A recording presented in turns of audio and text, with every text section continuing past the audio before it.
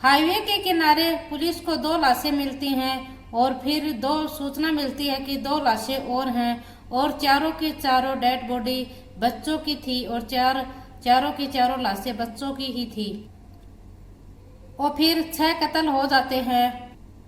फिर इस घटनाक्रम की चर्चा सोशल मीडिया हो, टीवी हो, न्यूज चैनल हो, हर जगह इस घटना की चर्चा हो जाती है और लोगों में सिर्फ एक ही सवाल था कि आखिरकार यह 6 कत्ल किसने किए हैं।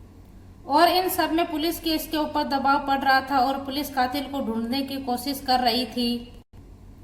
फिर मुठभेड़ के अंदर पुलिस को एक सूचना मिलती है कि कातिल इसी घर के अंदर एक छुपा हुआ है, इसी घर के अंदर से एक कातिल है।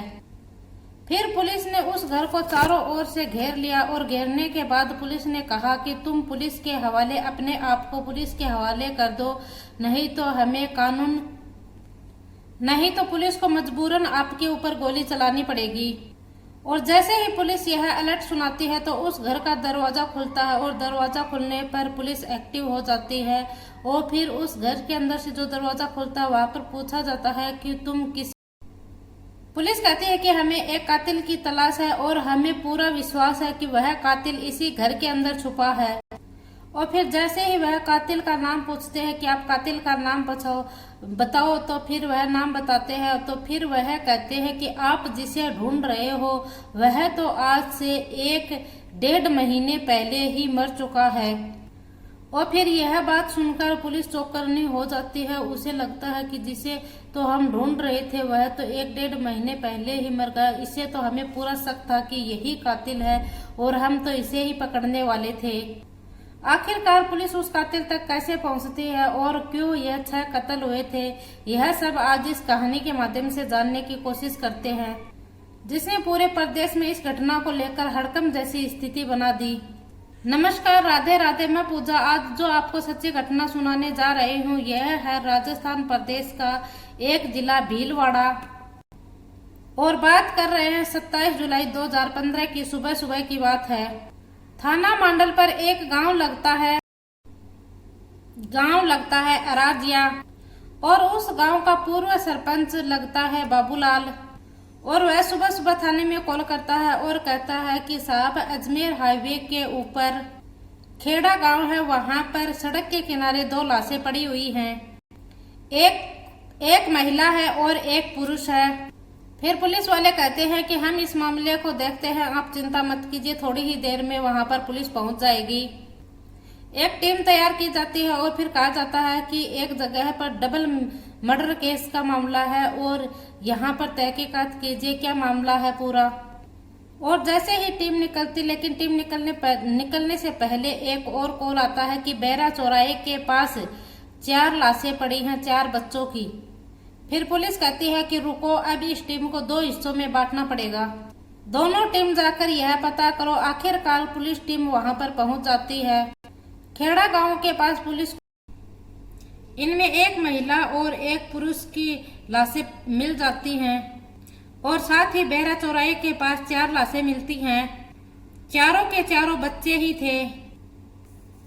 और अब पुलिस यह जानकारी जुटाने में लगी हुई थी कि आखिरकार यह 6 लोग कौन थे और 6 लोगों को इनको एक ही तरीके से मारा गया। चारों तो इन बच्चों को और महिला और उस पुरुष को एक ही तरीके से मारा गया, किसी धारदार हथियार से उन्हें मारा गया था।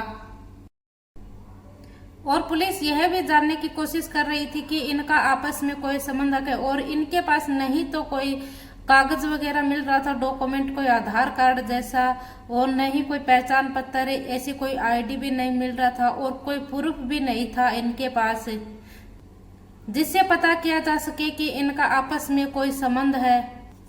और न ही इनकी कोई जानकारी ही और यह पता भी नहीं चल रहा था कि आखिरकार यह मरने वाले कौन है, कहाँ के हैं, और इनकी कोई शिनाख्त नहीं होती है। और फिर 6 की 6 डेड बॉडी को हिरासत में लेकर इन्हें पोस्टमार्टम के लिए भेजा जाता है। और फिर इनका पता चलता है कि इन 6 लोगों को किसी धारदार हथियार से इनकी गर्दन पर वार किया गया था और जो महिला और पुरुष थे इन दोनों की गर्दन पर तो कुछ ज्यादा ही धारदार हथियार से वार किए गए थे बार बार, और इन बेदर्दी से इनका कत्ल किया गया था। और फिर पुलिस ने कई दिन बीत जाते हैं, पुलिस में इस केस में कोई सफलता हासिल नहीं होती है और वह कई छानबीन करते हैं और उनकी सभी कोशिशें नाकाम होती हैं। आखिरकार डॉक्टरों के द्वारा एक कोशिश क्लू मिलता है और वह उसकी जो व्यक्ति ने शर्ट पहन रखी थी उस शर्ट के ऊपर एक टैग लगा हुआ होता है। वो डॉक्टर कहते हैं कि इस टैग के द्वारा आपको कुछ मदद मिल सकती है और उस स्टिकर के ऊपर लिखा था कि मोर बाग निम्बा हेड़ा और उस साथ ही उस टेलर के नंबर लिखे हुए थे। और यहाँ से पुलिस को एक रोशनी की किरण दिखाई देती है और पुलिस ने आखिरकार इस नंबर पे कॉल किया और चित्तौड़गढ़, राजस्थान के चित्तौड़गढ़ जिले का एक जगह लगती है निम्बा हेड़ा और वही का यह टेलर था। और पुलिस इस घटनाक्रम से 90 किलोमीटर दूर वहां निम्बा हेड़ा जाती है और उस टेलर से बात करती है और उससे पूछा जाता है और साथ ही जो मरने वाले व्यक्ति हैं उनकी फोटो ली जाती है और वह फोटो उस टेलर को दिखाई जाती है। क्या तुम इसे पहचानते हो? टेलर कहता है कि हाँ, मैं इन्हें जानता हूँ, इनको पहचानता भी हूँ और यह शर्ट है, ये मेरे हाथों की ही सिली हुई है। वह टेलर उन्हें कहता है कि आपको हाउसिंग बोर्ड कॉलोनी है चित्तौड़गढ़ में निम्बा हेड़ा में, आपको वहां जाना चाहिए, आपको वहां से कुछ न कुछ जानकारी जरूर मिलेगी इनके बारे में। और फिर पुलिस वहां जाती है, दोनों टीमें वहां पर जाती है और वहां जाने से पता चलता है कि यह जो लोग मरे हुए हैं यह सभी एक ही परिवार के लोग हैं। मरने वाला यूनुस सैफ उर्फ सोनू और इसकी उम्र लगभग 38 साल के आसपास की होती है और इसकी पत्नी चांद तारा उर्फ सोनिया, इसकी उम्र लगभग 33 साल के आसपास की होती है। बड़े बेटे का नाम अशरफ होता है जिसकी उम्र 10 साल है। एक बेटी है जिसकी नाम गुड़िया है, उसकी उम्र 7 साल है। तीसरा बच्चा होता है साजिया उर्फ आशुतोष जिसकी उम्र 4 साल के आसपास होती है और सबसे छोटी बच्ची होती है सकीना, उसकी उम्र लगभग 2 साल के आसपास की होती है।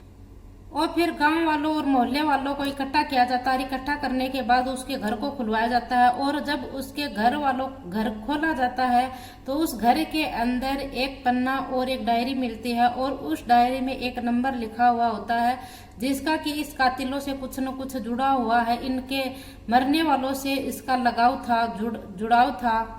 और उस नंबर पे कहा जाता है कि आपको हमारे घर आने की कोई जरूरत नहीं है, आप पड़ोस में जाओ, आपको पड़ोस में एक सलीम का घर है और उसी के घर में आपको कातिल मिलेगा, जरूर मिलेगा। वहां पर कातिल हो ना हो, कातिल वही होगा। और सबसे बड़ा दुश्मन तो इस सोनू उर्फ यूसुफ का सबसे बड़ा दुश्मन तो सलीम ही था, हो ना हो उसने ही यह सब किया है। और फिर पुलिस का चेहरा खिल जाता है और पुलिस को एक किरण, रोशनी की किरण मिलती है। उन्हें लगता है कि अब तो हम कातिल के करीब ही पहुंच गए हैं और वह जाकर सलीम के घर को चारों ओर से घेर लिया जाता है। और घेरने के बाद पुलिस आवाज लगाती है कि सलीम तुम जितने जल्दी हो सके उतने जल्दी पुलिस के हवाले कर दो और हमें तुमसे बात करनी है और तुमने यह सब क्यों किया और हमें पूरा भरोसा है कि ये 6 के 6 कत्ल तुमने ही किए हैं और यह तुमने ही किए हैं और किसी ने नहीं किए हैं, यह हमें तुम पर पूरा भरोसा है। और मोहल्ले वाले और गांव वाले वहां पर सोचते हैं कि आखिरकार यह पुलिस कर क्या रही है, किसे ढूंढ रही है। और लेकिन क्योंकि पुलिस को तो लीड ही ऐसी मिली थी कि सलीम ने ही इन सब का कत्ल किया था और सलीम के घर का दरवाजा तो जरूर खुलता है, लेकिन जब पुलिस को पता चलता है तो पुलिस के पैरों तले की जमीन खिसक जाती है। और जून का ये महीना था और इससे लगभग 1.5 महीने पहले ही 2015 में सलीम की मौत हो गई थी। और सलीम की मौत एक नेचुरल मौत थी और सलीम जब मर ही चुका था तो सलीम का इस घटना से क्या लेना देना था। और जिसने दरवाजा खोला था वह सलीम का बेटा होता है और सलीम का बेटा यह जानकारी दे रहा था कि उसके पिता की अब से 1.5 महीने पहले ही मौत हो चुकी है। जब पुलिस उससे पूछताछ कर रही थी तो उसकी आंखें कुछ बता रही थी, उसके चेहरे को कुछ हाव भाव दे रही थी, उसकी बॉडी उनको कुछ बताना चाह रही थी, लेकिन पुलिस ने यहाँ कुछ नहीं किया। पुलिस फिर से अपनी जांच पड़ताल में जुट जाती है और फिर पुलिस वाले कहते हैं, आपस में बैठकर बातें करते हैं तो कहते हैं कि साहब वहां पर हमें एक बार फिर से चलना चाहिए। जो सलीम का बेटा था उसका नाम इराफत था और इराफत के हाव भाव कुछ ठीक नहीं लग रहे थे, वह कुछ बताना चाह रहा था और हमें एक बार फिर से वहां पर चलना चाहिए। और इन 6 की 6 लाशों का किसी ने कोई क्लेम नहीं किया था और किसी ने ये नहीं कहा कि यह हमारे अपने हैं। और फिर पुलिस ने यह जो मियाँ बीबी और 4 बच्चे थे इन सभी का अंतिम संस्कार अपनी देखरेख में करवाया था और किसी ने ये नहीं कहा कि ये हमारे हैं, अपने हैं। फिर पुलिस ने शराफत को फिर से पूछा कि 27 जुलाई 2015 की रात को तुम कहां पर थे और 28 जुलाई 2015 के दिन में तुम कहां थे। और वह कहता है कि मैं अपने दोस्त राजन, जो कि नीमच चौधरी का रहने वाला होता है, और मैं वहीं गया हुआ था। फिर पुलिस नीमच पहुंचती है, उसका दोस्त के नंबर लिया और नंबर लेने के बाद पुलिस नीमच पहुंचती है और नीमच पहुंचने के बाद कुकड़ेश्वर पहुंचती है और कुकड़ेश्वर के बाद वह चौधरी मोहल्ले में पहुंचती है और वहां जाकर वह राजेश से पूछताछ करती है। उसे पूछा जाता है कि 27 जुलाई 2015 की रात को तुम कहाँ थे और 28 जुलाई 2015 के दिन में तुम कहाँ थे। वह कहता है कि साहब मैं अजमेर शरीफ की दरगाह में ज़ियारत करने गया था। और उसे पूछा जाता है कि जो तुम्हारा दोस्त जिसका नाम शराफत है वह कहाँ था। और वह कहता है कि तुम्हारा दोस्त कहाँ था। वह कहता है कि साहब वह भी मेरे साथ ही था। और फिर पुलिस जो ये अजमेर है ये है भीलवाड़ा और जो अजमेर के रास्ते पर ही हाईवे के ऊपर इनकी डेड बॉडी मिली थी और जो राजेश और इस्तफार है इन दोनों को पुलिस सस्पेक्ट के आधार पर हिरासत में लेती है। और पहले तो जो ये इस्तफार था यह इधर उधर की बातें घुमाकर करता है। फिर पुलिस ने इनसे सख्ताई से अपने तरीके से पूछताछ की तो जब फिर एक नई बात सामने आती है। और जो ये सफार है इसके पिता का नाम था, जो 1-1.5 महीने पहले मर गया था, उसका नाम सलीम था। और जो महिला मरी थी तारा उर्फ सोनिया, वह बताता है कि चांद तारा और सलीम के दोनों को आपस में अवैध संबंध था और सलीम इन चांद तारा की वजह से ही घर में अजीब बातें करता था, लड़ाई करता था, झगड़े करता था और पूरे परिवार को परेशान करता था। और यह सब बातें शराफत कई दिनों से देख रहा था और यह सब बातें देखते देखते शराफत कई दिनों से घुट रहा था अंदर ही अंदर। और वह किसी से कुछ नहीं कहता। वह चांद तारा के परिवार से भी अच्छे से पेश आता है और घर में सब कुछ अच्छे से चल रहा था। और उसका पिता जब घर पे आता था तब तक वह कलेश करता था। और फिर पिता की जून 2015 में मौत हो जाती है और वह एक नेचुरल मौत ही थी। और जब पिता का 40वां था तो 40वें के ऊपर पड़ोसियों को बुलाया जाता है। फिर उनको चांद तारा को उर्फ सोनिया को उनको भी बुलाया जाता है और उन्होंने आने से मना ही नहीं किया बल्कि उसकी बहन के साथ अभद्र व्यवहार किया, उसकी बहुत सी इंसल्ट की। और फिर उसने सोचा कि मेरे पिता ने सलीम ने जीवते जी तो हमें बहुत परेशान किया और जो सोनिया थी यह भी हमें बहुत प्रताड़ित करती थी, बहुत परेशान करती थी। और इसने आखिरकार सोच लिया था कि अब कुछ हो ना हो, अब मैं इन सब का खात्मा करूंगा।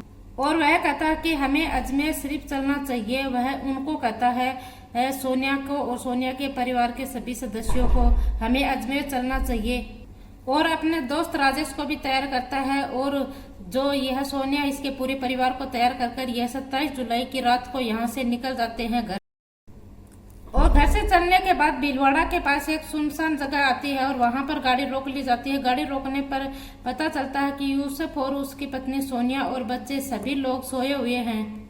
और फिर गाड़ी को साइड में लगाई जाती है रोड के किनारे। और फिर जो चांद तारा और उसका पति होता है यूसुफ खान, और इन पर तलवार निकालकर और बहुत ताबड़तोड़ वार किया जाता है इनके ऊपर। हालांकि उन्हें बचने की तमाम कोशिशें की लेकिन उनकी कोशिशें नाकाम रही और उनके बचने के प्रयास थे वह सब असफल हो जाते हैं।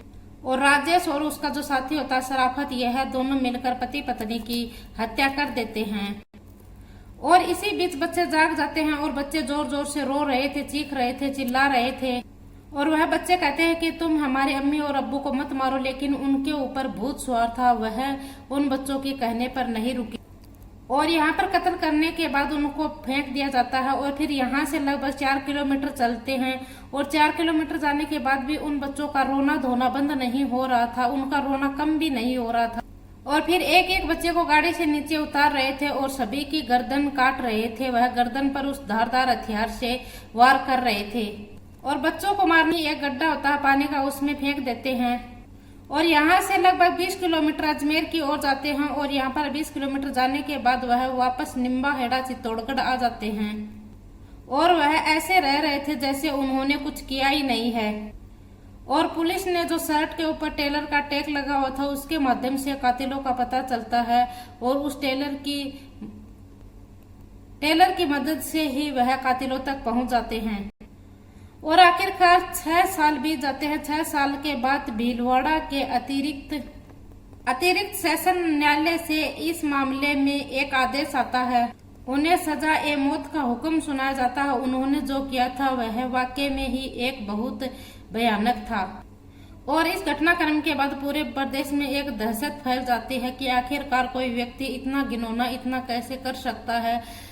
उसे इस पति के ऊपर तो उसे दया आए या ना आए, लेकिन जो 4 बच्चे थे छोटे छोटे मासूम, उन पर भी इन्हें बिल्कुल भी दया नहीं आई।